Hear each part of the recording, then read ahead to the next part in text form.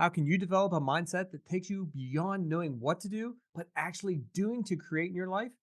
I'm your host, George Nagel, and today we get to talk to someone that understands the importance of goal setting to keep a self sustaining motivation to accomplishment. Let's get started.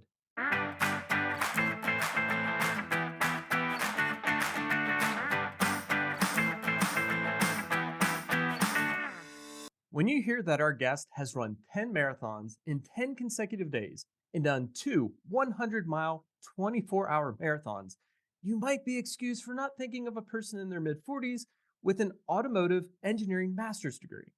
However, George Anderson, after his formal education, discovered that his passion for fitness and well being carries into all aspects of life, especially accomplishment. George is a goal setting expert that understands that to set goals, you need to have a thriving mindset. And to do that, you need to have an action oriented outlook focused on reinvigorating motivation through accomplishment. He delivers a method that brings sustainability by removing elements of self induced stress.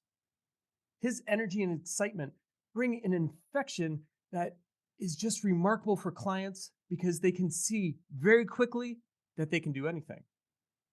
And that doing of anything isn't some future dream. It is immediate and in the tangible future. He is also an inventor of the Boost Wellbeing and Performance app. It is a perfect example of his creativity to bring the baseline of physical fitness into the extended basis of accomplishment.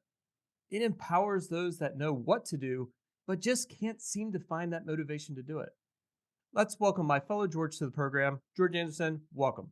Hey, George, thanks for the intro. And yeah, delighted to be here joining you on the podcast today.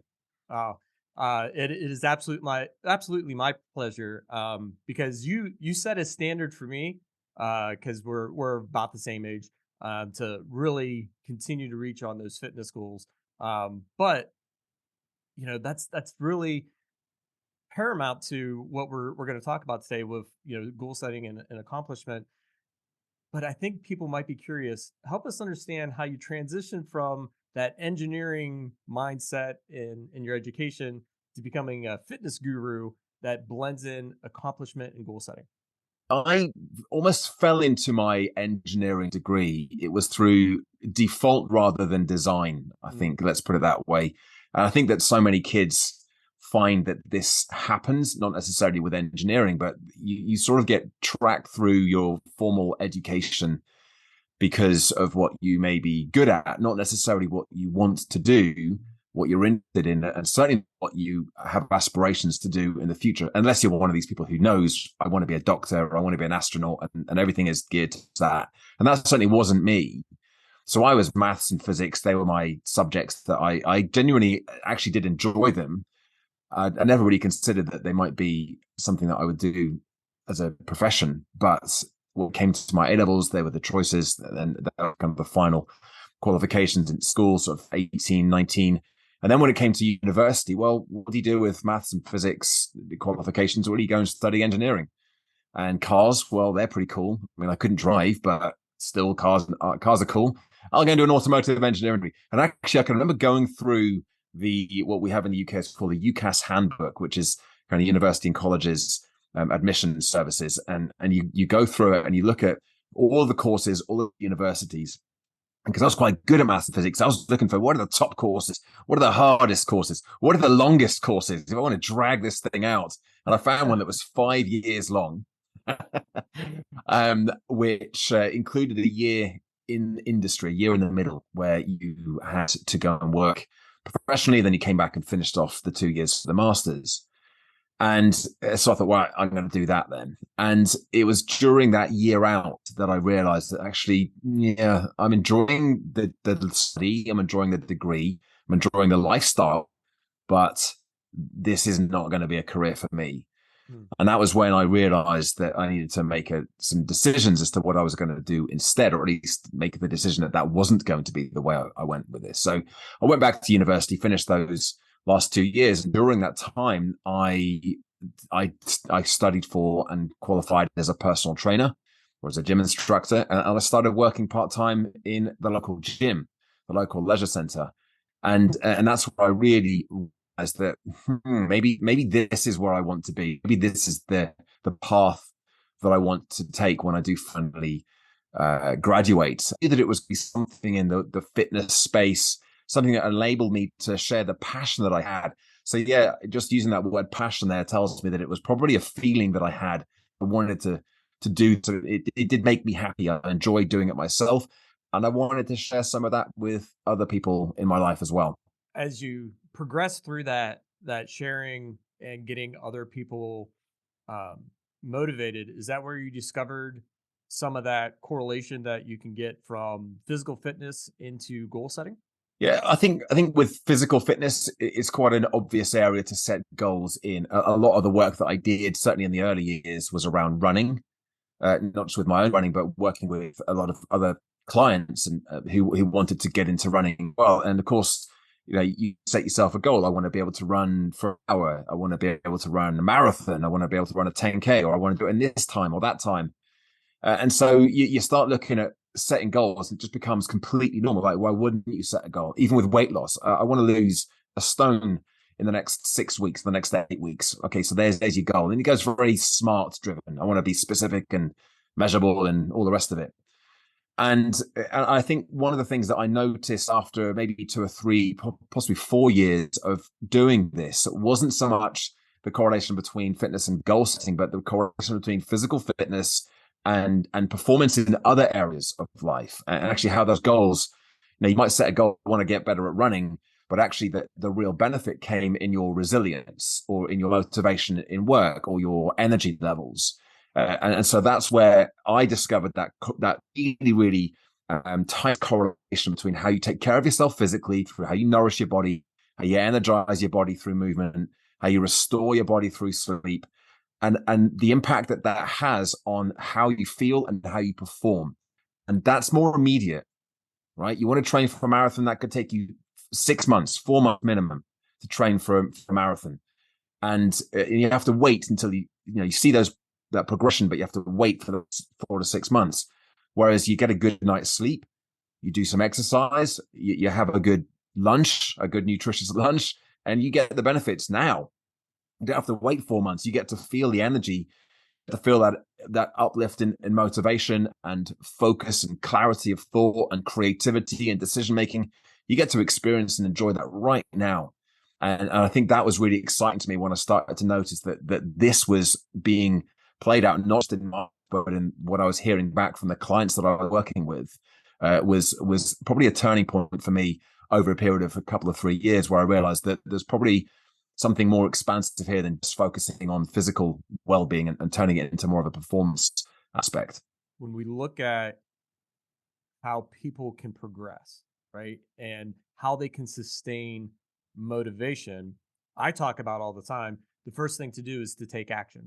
And then you're going to gain some experience, then you're going to gain some self-belief, and then you'll get into competency. And when you have competency, you'll find the courage to conquer the fear, because you'll have that motivation. What you're describing is starting that cycle in a very abbreviated way to make sure people stay on the cycle, right?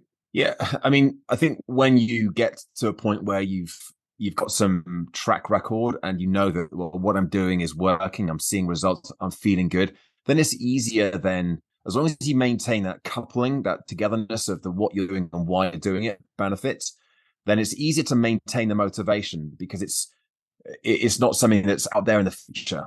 And certainly when you have a longer span of time between what you're doing and when you're anticipating seeing those results, the what you're going to get from that, because there's this time gap in between, it sort of drops down the significance of those results. It drops down the motivation that you might feel. Whereas when you can couple together, like you're going to do this thing, this simple process of exercising or getting up and taking a break and going for a walk, or getting a healthy meal in, or switching off your phone at 9 p.m. instead of scrolling through TikTok and Instagram till the moment you go to sleep. You make those choices, you're actually going to benefit from that right away. That's more motivating. But I think for a lot of people, there's certainly coming from the fitness industry, there's sometimes a real push to do it all, to be perfect. Right, I've got to, right, my goodness, I'm overweight. I need to get in shape. I'm going to go on this diet. I'm going to start training for a marathon. I've never run before. I'm going to start training for a marathon. And you may stick to that for a short time, but you don't get enough momentum going for it to build into habits because it's just too much. It's overwhelming. And that all or nothing cycle that we've all heard about, we've probably all experienced, really is, it's not all or nothing, it's all then nothing. Like, it's a given. If you go all in, it's going to turn into then nothing, and then frustration, and then all in, and then nothing, and then all, and that's the cycle. And whereas if we can take more of a progress, not perfection approach, where we're just, well, what can I do that's going to move me forwards? What's going to be a bit better? As long as it's something that's going to yield some kind of result that you'll be satisfied with, it may not be the most amazing results, but something that's going to make you feel better and move you towards what you want to achieve ultimately, then that's more sustainable. And that's where you build this foundation of belief. You build this foundation of momentum that you then build on as you go forwards, which is, I think, what you described there. It self-perpetuates at that point there because you built this cycle. How would you describe that for people? Where do you find the best starting place? Is it a little bit more broad, or is it really getting into something focused? Actually, I'd say that, well, two things. First of all, usually at the beginning of a process, it's a beginning of a change cycle. You're just like, right, I'm going to achieve this goal. That's what I want to do. The first phase is to build habit, build the routines, build the structure. I remember when I trained for an Ironman a few years ago, and I just come off the back of running one of those 24-hour 100-mile. I could run, right? I could literally run around in circles all day long, which is bonkers, really. When you think about it, it's the definition of madness, right? But I could do that. So I knew I had that. And here I was going to pay for this Ironman, but I couldn't swim. Or I could swim. I could swim 2 lengths of a standard pool, so 50 meters. And before I had to stop, cough up a lung, and then go again. So that was going to be the thing that I needed to really, really work on. And I was quite concerned or anxious about it because I was excited about it, but I'd never been to the local pool. I didn't even know if you needed a coin for the lookers or how it worked. So there's all these kind of this mystery around what to do. And, goodness, I didn't know how to get better at swimming, but I knew that eventually I'd get figured out. But the first thing I had to do was to just get into that habit of doing it. So I told myself, right, George, what do you got to do for the first 2 or 3 weeks is go to the pool 3 times a week and just get wet. Right? That's all I had to do. Just go and get wet. Of course, I splashed around and did a few lengths pretty badly when I was there, but I didn't have any, it doesn't matter how many lengths I do, doesn't matter how fast I do them, doesn't matter if I do drills or not. I just got to go to the pool, and the minimum is that I've gone. Because I knew that once I built up that habit, I'd be able to build on that rather than, right, I'm going to go to the pool and I've got to do 30 lengths and I've got to do these drills and I've got to do that. Overwhelming. And maybe I'd never have started that. So that's the first thing. I think start off with, like you guys in the gym, leg press to bench press to glutes. It may not be the most effective approach to achieving a goal, but maybe that's the beginnings, unless you're still seeing the exact same routine with the exact same, it's like a year later, and you think, okay, well, maybe we could tighten that up a little bit. But I think just getting going is the first step for most, and building that habit. But second to that, George, I think a lot of the time, again, with fitness or with meditation, sometimes it is about the process. It's not about doing this so that I then get better at meditating. So I can do 5 minutes instead of 1 minute in the cold shower, so that I can run 10K instead of 5K. It's not always about that. Sometimes the going to the gym, the running, the meditation, whatever the habit might be, it could be because this is what gives me the energy to then perform at my best in some other lines. So the goal actually isn't the goal in, let's say, the fitness, to use your example, isn't to get me to a fitness goal. The goal with the fitness is to do that routine that enables me to perform at my best during the day. And I think the two things are very different. And sure, if you have a fitness goal, then you want to be it's not about not having a goal, it's about not having a plan to get there. But actually just going for a walk, doing a routine in the gym, if that's going to give you more energy, give you more focus, give you more motivation, give you more resilience, give you that sort of sense of vitality, it's going to enable you to accomplish more of your other goals, then sure, go ahead, bump from leg press to bench press to glutes, and it doesn't matter because you're doing what you need. It's going to give you this vitality to achieve those other goals in other areas of your life. See if I can pull something that I took away out of what you just said, that there is a absolute mental health that comes from the just doing to get into that habit. And when we bring in the fitness side of it, it gives us a extra boost in energy. But the goal, right, of just the doing is that forming of that mental habit that transfers, in this case when we're talking about fitness, into a physical habit as well. Absolutely. So the goal might be to get toned, to lose weight, in which case you need a plan that's going to get you there. But a lot of the time, and certainly my experience through the lockdowns, was exercise suddenly shifted. I wasn't training at the time. I was training for a 12-hour treadmill ultra marathon. That was the goal, and I was working towards that. And not all my training was geared towards that, but a lot of it was. And then when lockdown happened, I didn't have access to a gym with the treadmill, so I had to kind of switch gears a little. But I realized as well that I didn't just need a goal as something to move towards. Exercise then became something that was, this is what I need to do just for my own kind of mental health, my own motivation, my own resilience. And actually, I just dropped back with how hard I was pushing myself. And I started working out and maybe a little bit easier. And I was going for more variety and just enjoying what I was doing. So every workout I did, just 30, 35, 40 minutes maybe, I just really enjoyed doing them. I looked forward to them because I knew that I wasn't going to be destroying myself, pushing myself as hard as I possibly could. And so then it very much became for me something that would enable me to do what I needed to do in the parts of my day and other parts of my life. So yeah, absolutely, I agree that there's the mental health aspect, there's the mental strength aspect that you get from that. And it's not just exercise here. You know, I know we're talking about training and fitness here, but there's other areas. Take meditation. Like you could say, well, I want to get really good at meditating. I want to get better at meditating. I want to be able to do it in an hour. And that's a valid goal for some people. That's brilliant.